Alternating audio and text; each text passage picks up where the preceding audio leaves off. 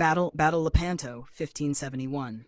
The clash that stopped an empire at sea. In the late 16th century, the Mediterranean Sea had become the stage for one of the greatest naval struggles in history. For decades, the powerful Ottoman Empire had expanded across the region, conquering territories and dominating sea routes.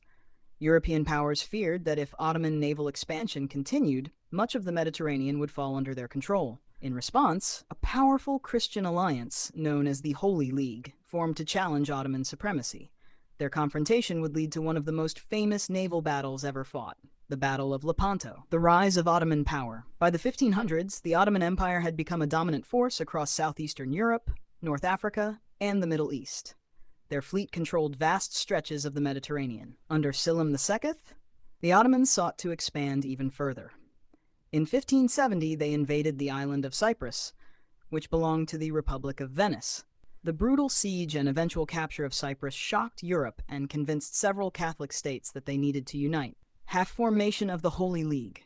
In response, Pope Pius V organized a military alliance called the Holy League. It included powerful states such as Republic of Venice, Papal States. The fleet of the Holy League was placed under the command of Don John of Austria, the half-brother of the Spanish king Philip II of Spain. By 1571, the alliance had assembled over 200 galleys and warships, crewed by tens of thousands of sailors, soldiers, and rowers. The Ottoman fleet prepares.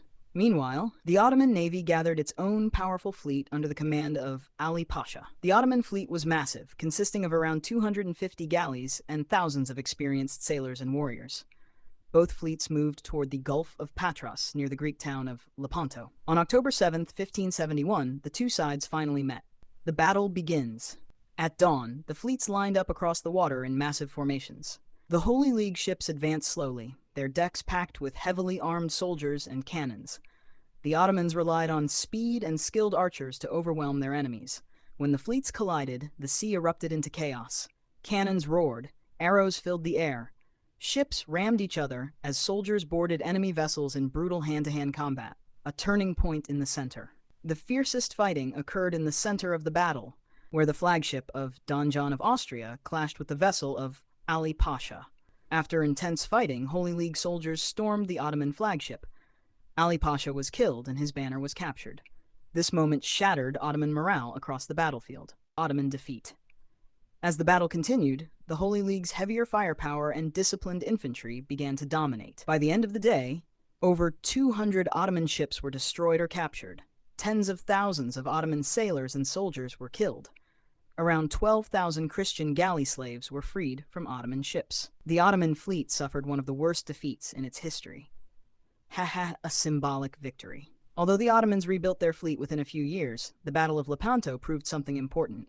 The Ottoman navy was not invincible. For Europe, the victory became a powerful symbol of unity and resistance. For the Ottoman Empire, it marked the first major naval defeat against a united European force. Legacy of the battle.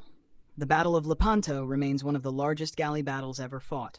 More than 400 ships and 150,000 men participated in a single day of combat across the Mediterranean. The clash between the Holy League and the Ottoman Empire became a defining moment in Mediterranean history, a battle that halted Ottoman naval expansion and reshaped the balance of power at sea.